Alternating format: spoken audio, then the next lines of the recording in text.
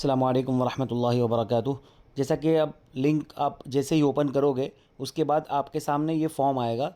ये फॉर्म जो है जेन्युइन हेल्प फाउंडेशन का हर साल एजुकेशन हेल्प जो है एप्लीकेशन फॉर्म है। इसमें कौन से कैटेगरी में हेल्प की जाती है, तो स्टैंडर्ड फर्स्ट से लेके हायर स्टडीज़ तक की सारी जो है हेल्प करने की कोशिश करते हैं, ठीक है। और उसमें वेरिफिकेशन करते हैं। तो आपको फॉर्म को कैसे भरना है, सबसे पहले यहाँ पर आपको नेक्स्ट करना है। नेक्स्ट करने के बाद आपको यहाँ पर पासवर्ड पूछेगा, लेकिन आपको पासवर्ड नहीं डालना है, सिर्फ नेक्स्ट कर देना है, ठीक है। नेक्स्ट करने के बाद आपको यहाँ पर स्टूडेंट नेम पूछेगा, ठीक है। तो मैंने एग्जांपल डाला आबिद, ठीक है। फादर नेम डाला साकिब, ठीक है। सन नेम डाली शेख, ठीक है। उसके बाद जेंडर पूछेगा मेल, ठीक है। जो इन्फॉर्मेशन है वो आपको सही से भरनी है। मोबाइल नंबर आपको प्रॉपर 10 डिजिट का डालना है, ठीक है। दूसरा नंबर भी डालना, कितनी बार ऐसा होता है एक नंबर नहीं लगता, तो आपको दूसरा नंबर भी डालना है, आपके घर में किसी का हो तो ऐसे 10 डिजिट का नंबर डालना है। अब डेट ऑफ बर्थ जो है उसको काफ़ी क्वेरी आती है डेट ऑफ बर्थ में कि हमको कैसे डालनी है। तो आप यहाँ पर जाओगे, जैसा आप आपको यहाँ पर देखो ऊपर दिख रहा है ये 2026 दिख रहा है, बराबर है। और 2026 पे आप सिलेक्ट करोगे तो आप जो साल में जाना चाहोगे आप जा पाओगे। जैसा अगर समझो एग्जाम्पल 1996, ठीक है। उसके बाद फेब्रुआरी का 9 तारीख, ठीक है। तो ये ऐसे करके आप चेंज कर सकते हो, ठीक है। उसके बाद आपको यहाँ दिखा देगी 9/2/1996, ठीक है। उसके बाद आपको यहाँ पर जो है आधार नंबर मांगा है। ये आधार जो नंबर दिया है वो आधार कार्ड नंबर ही है, आपको यहाँ पर आपका आधार कार्ड नंबर ही डालना है। तो जो जितने डिजिट का आधार नंबर है ना, जैसे 1 2 3 4 5 6 7 8 9 10 11 12 डिजिट का आधार कार्ड नंबर है, वही आपको डालना है, ठीक है। जैसा 12 डिजिट का मैंने डाला 1 2 3 4 5 6 7 8 9 10 11 12, जिसका फॉर्म भर रहे हैं। जैसा अभी हम किसका फॉर्म भर रहे हैं, हम भर रहे हैं आबिद का, ठीक है। तो आबिद का आधार कार्ड नंबर डालना है और नेक्स्ट करना है, ठीक है। नेक्स्ट करने के बाद आपको पूछेगा घर नंबर कौन सा है या फिर फ्लैट नंबर कौन सा है, कौन से माले पे रहते हो। घर नंबर है तो डालना है आपको 112।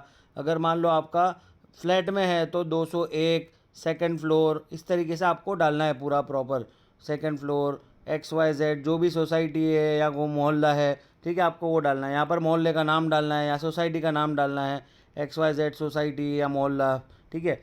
उसके बाद आपको लैंडमार्क डालना है। तो लैंडमार्क यानी समझो कि मान लो कि आप अगर अंबर टावर के पास रहते हैं तो आपको लिखना है नियर अंबर टावर, या फिर आप अगर समझो कि भाई कालूपुर स्टेशन के पास रहते हैं तो नियर कालूपुर स्टेशन, या आप कालूपुर टावर के पास रहते हैं तो नियर कालूपुर टावर, बराबर। इस तरीके से आपको जो प्रख्यात लोकेशन हो है ना उसके आसपास का आपको लैंडमार्क डालना है, ताकि जो भी आए उनके लिए आसानी हो जाए। एरिया नाम बहुत ध्यान से देखना, एरिया नेम में आपको सारा दिया हुआ है, ऐसा A to Z सॉर्ट है, बराबर, ABCD इस तरह से। तो आप देख लो आपको आप कौन से एरिया में रहते हो, फतेहवाड़ी, जुहापुरा, रामोल, रखियाल, बराबर। जैसा मान लो उस्मानपुरा है या 3 दरवाज़ा है तो 3 दरवाज़ा सिलेक्ट कर लिया, ठीक है। अगर ढालगरवाट नहीं दिया है तो आप 3 दरवाज़ा सिलेक्ट कर सकते हो।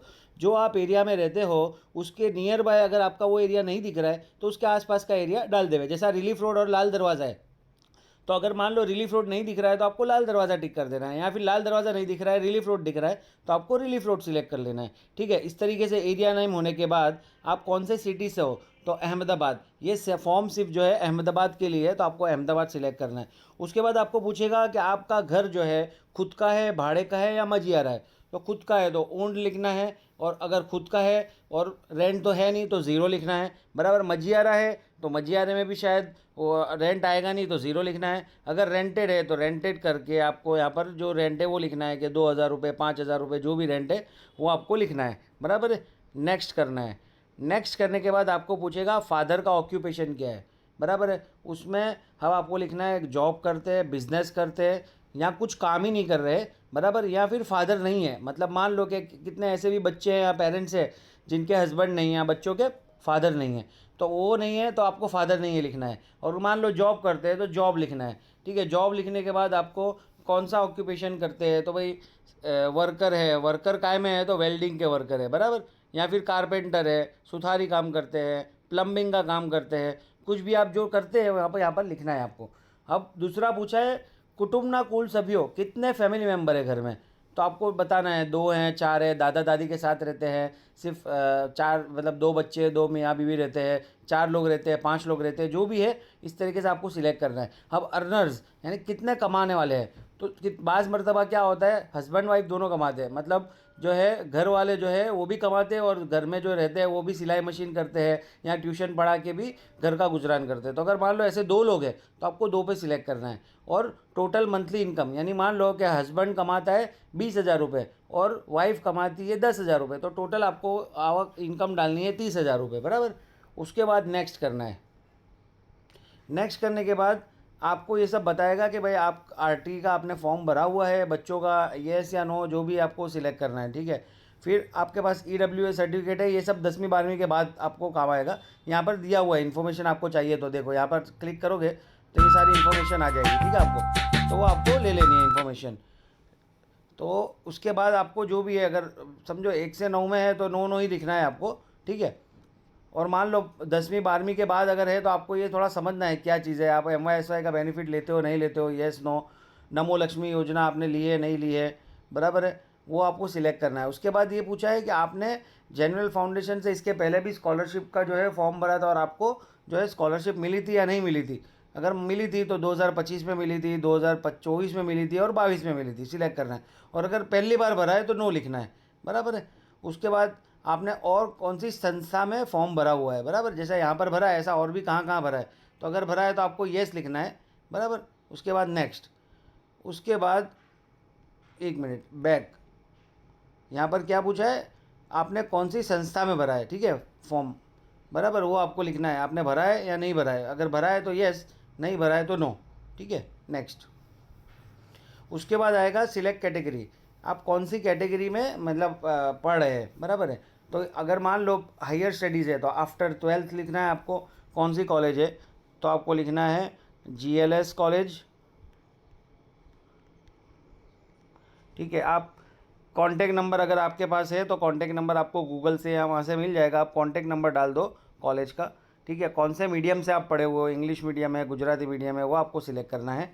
उसके बाद कौन सी डिसिप्लिन, आप कौन सी डिसिप्लिन में पढ़े हो, तो 10वीं के बाद ITI आपने लिया है, डिप्लोमा कोई कर रहे हो, सर्टिफिकेट कोर्स कोई कर रहे हो, आप नर्सिंग कर रहे हो, CA है, ग्रेजुएशन कोई बैचलर डिग्री कर रहे हो, पोस्ट ग्रेजुएशन डिग्री कर रहे हो, ठीक है, या फिर ऐसा कुछ, ठीक है। तो अगर मान लो आप BCA कर रहे हो तो आपका आएगा बैचलर डिग्री, ठीक है। इसमें यहाँ पर आपको यहाँ पर सारे लिस्ट पूरा बताएगा आपको, इसमें से आपको सिलेक्ट करने की कोशिश करनी है। जैसा मान लो BCA कर रहे हो तो आपने BCA सिलेक्ट किया। मान लो अगर ये लिस्ट में अगर नहीं भी है और कोई अलग कोर्स है, मतलब BCA IT कुछ, अगर समझो AI का कुछ कोर्स है तो आप यहाँ पर लिख सकते हो, वो भी आप लिख सकते हो, ठीक है, अदर करके। लेकिन अगर यहाँ पर दिया हुआ है तो आपको वो सिलेक्ट करना है। आपने BCA सिलेक्ट कर दिया, उसके बाद आप कौन सी सेमिस्टर में हो, आप 5th सेमिस्टर में हो, ठीक है, तो 5th सिलेक्ट करना है। उसके बाद मार्क्स आपके लास्ट सेमिस्टर में कितने मार्क्स आए थे, तो आपका CPI आता है, ठीक है, तो 8 CPI आया, कितने में से, 10 में से, ठीक है, आपने नेक्स्ट किया। उसके बाद आपका मार्क्स जो है ऑब्टेन इन, उसके पहले के सेमिस्टर में आपके कितने आए थे, ठीक है, वो आपको डालना है। तो मान लो आपने 9 यहाँ पर डाला और यहाँ पर आपके डाला 10, ठीक है, ये आपका हो गया marks you have obtain, 9 mark आए आपके 10 में से जो CPI आते हैं वैसा, ठीक है। फिर आपने नेक्स्ट किया। उसके बाद बताएगा select the stream you studied, आप कौन से स्ट्रीम में पढ़े। अब मान लो आप साइंस में पढ़े तो आपको साइंस सिलेक्ट करना है और नेक्स्ट करना है, ठीक है। नेक्स्ट करने के बाद आपको यहाँ पर सारे मार्क्स पूछेगा, आपके फिज़िक्स में कितने मार्क्स है। फिज़िक्स में मान लो आपके 100 में से 90 मार्क्स है, केमिस्ट्री में 100 में से आपके 78 है, बायोलॉजी में आपके 65 हैं, 66 है, मैथ्स में आपके 90 हैं, ठीक है। नीट में आपके कितना है, 522 आए। JEE में आपके अगर नहीं दी तो ज़ीरो करना है, गुचकेट आपने दी है और नहीं दी तो ज़ीरो करना है, दी है तो जो भी आपने लिखा है मतलब जो मार्क्स आए वो लिखना है आपको, ठीक है। उसके बाद आपको नेक्स्ट करना है। फिर 10th में आपका कितने परसेंटेज नहीं है, यहाँ पर मार्क्स पूछे हैं, मतलब 700 800 जो भी है, तो मान लो 650 आए, कितने में से, 700 में से, तो यहाँ पर आपको इस तरीके से लिखना है 700 में से 650, ऊपर जितने मार्क आए उतना लिखना है और नीचे टोटल मार्क्स लिखने के, टोटल मार्क्स में से इतने आए वैसा। उसके बाद आपको कॉलेज इंस्टीट्यूट की फ़ीस कितनी है, ठीक है, तो स्कूल की फ़ीस मतलब स्कूल कॉलेज की फ़ीस कितनी है आपकी एनुअल, मान लो कि भाई 5th सेमिस्टर में 25,000 रुपये की फ़ी है, ठीक है। उसके बाद ट्यूशन फ़ी, अगर ट्यूशन है मतलब मान लो कि भाई 10वीं के बाद 10वीं 11वीं में अगर ट्यूशन रखाया हुआ है, बराबर है, ये तो चलो हायर स्टडीज़ का है, लेकिन अगर समझो 10वीं में है, 11वीं में है, 12वीं में है, ट्यूशन करा रहे हैं तो ट्यूशन की फ़ी है वो भी लिखनी है, अगर नहीं है तो ज़ीरो लिखनी है, ठीक है। फिर आप कितना मैनेज कर पाओगे। मान लो आपने 25,000 लिखा है, मान लो आप 15,000 मैनेज कर पाओगे, ठीक है, तो आपको लिखना है यहाँ पर 15,000। तो फिर आपकी रिक्वायरमेंट कितनी बची, 10,000 रुपये, ठीक है। तो ये 10,000 रुपये आपको लिखनी है रिक्वायरमेंट। फिर यहाँ पर पूछा है would you accept help from ज़कात फंड, क्योंकि अभी कैसे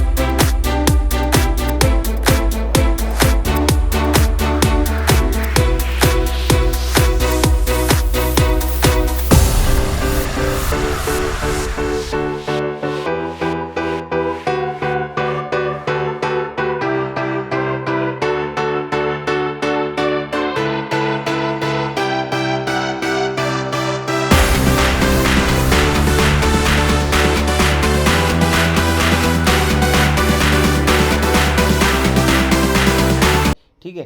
तो आप जो भी है इस तरीके से सिलेक्ट कर लेवे। उसके बाद आप थोड़ी सी कारगुजारी डाल देवे कि मेरे फादर जो है, या बच्चा पढ़ रहा है, या फिर पेरेंट्स पढ़ रहे हैं कि भाई मेरा बच्चा पढ़ना चाहता है, मेरा बच्चा इंटेलिजेंट है, उसको और मान लो कि भाई उसके फादर का काम अभी बंद है, या फिर काम नहीं आता, या फिर कुछ बड़ी बीमारी है घर में।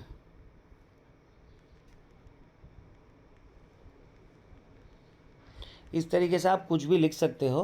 तो क्या है कि आइडिया आएगा, ठीक है। उसके बाद आपको यहाँ पर लिखना है कि अर्जी ने लिंक क्या थी मड़ी, यानी आपको व्हाट्सअप से मिली, या फिर कोई भाई ने आपको, समझो आप कोई भाई ने आपको XYZ जो भी भाई है उन्होंने आपको बताया, किसने बताया, वो आपको भरना है। वो भरने के बाद आपको सबमिट दबाना है। जब तक आप सबमिट नहीं दबाओगे तो सबमिट के बाद आपको बताएगा कि thank you for application, for your application, वो आपको बताएगा, ठीक है। तो वो आपको सबमिट करने के बाद जो है एक स्क्रीन आएगी, वो स्क्रीन आपका उसको स्क्रीनशॉट रखना है आपके पास। यानी ये आपका फॉर्म नहीं भरा गया है, आपको यहाँ पर सबमिट करना होगा। सबमिट करने के बाद आपका फॉर्म मुकम्मल होगा, ठीक है। अस्सलामु अलैकुम वरहमतुल्लाहि वबरकातुहू।